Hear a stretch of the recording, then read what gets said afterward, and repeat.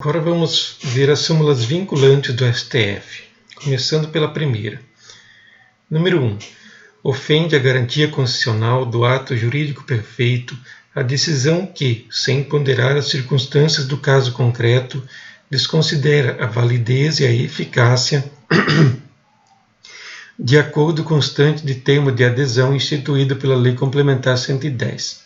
2. É inconstitucional a lei ou ato normativo estadual ou distrital que disponha sobre o sistema de consórcios e sorteios, inclusive bingos e loterias. 3. Nos processos perante o Tribunal de Contas da União asseguram-se o contraditório e a ampla defesa quando da decisão puder resultar anulação ou revogação de ato administrativo que beneficie o interessado, excetuada a apreciação da legalidade do ato de concessão inicial de aposentadoria, reforma e pensão. 4. Salvo nos casos previstos na Constituição, o salário mínimo não pode ser usado como indexador de base de cálculo de vantagem de servidor público ou de empregado, nem ser substituído por decisão judicial. 5. A falta de defesa técnica por advogado no processo administrativo disciplinar não ofende a Constituição. 6. Não viola a Constituição o estabelecimento de remuneração inferior ao salário mínimo para as praças prestadoras de serviço militar inicial. 7. A norma do parágrafo 3º do artigo 192 da Constituição, revogada pela emenda 40, que limitava a taxa de juros reais a 12% ao ano, tinha sua aplicação condicionada à edição de lei complementar. 8. São inconstitucionais o parágrafo único do artigo 5º do Decreto-Lei 1569 e os artigos 45 e 46 da Lei 812, que tratam de prescrição e decadência de crédito tributário. 9. O disposto no artigo 127 da Lei 7210, Lei de Execução Penal, foi recebido pela ordem constitucional vigente e não se lhe aplica o limite temporal previsto no caput do artigo 58. 10. Viola a cláusula de reserva de plenário, artigo 97 da Constituição, a decisão de órgão fracionário de tribunal que, embora não declare expressamente a inconstitucionalidade de lei ou ato normativo do poder público, afasta sua incidência no todo ou em parte. 11.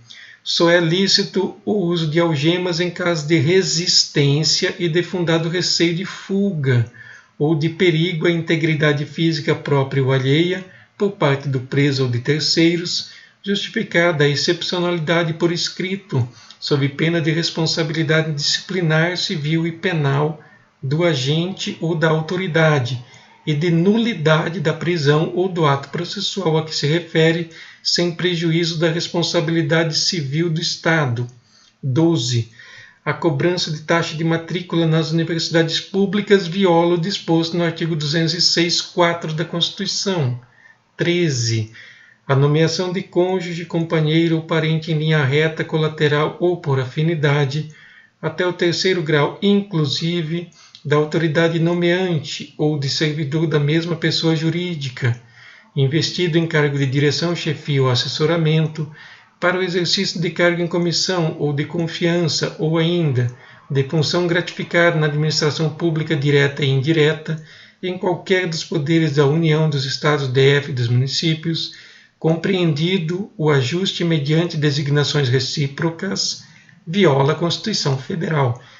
A súmula 13 é a súmula do nepotismo. 14. É direito do defensor, no interesse do representado, ter acesso amplo aos elementos de prova que, já documentados em procedimento investigatório realizado por órgão com competência de polícia judiciária, digam respeito ao exercício do direito de defesa. 15. O cálculo de gratificações e outras vantagens do servidor público não incide sobre o abono utilizado para se atingir o salário mínimo. 16. Os artigos 7º, inciso 4 e 39, parágrafo 3º, redação da emenda 19 da Constituição, referem-se ao total da remuneração percebida pelo servidor público. 17. Durante o período previsto no parágrafo 1º do artigo 100 da Constituição, não incidem juros de mora sobre os precatórios que neles sejam pagos. 18. A dissolução da sociedade ou do vínculo conjugal no curso do mandato não afasta a inelegibilidade prevista no parágrafo 7º do artigo 14 da Constituição. 19. A taxa cobrada exclusivamente em razão dos serviços públicos de coleta, remoção e tratamento ou destinação de lixo ou resíduos provenientes de imóveis não viola o artigo 145, inciso 2 da Constituição Federal. 20. A gratificação de desempenho de atividade técnico-administrativa GEDATA, instituída pela Lei 10.404, deve ser deferida aos inativos nos valores correspondentes a 37,5%,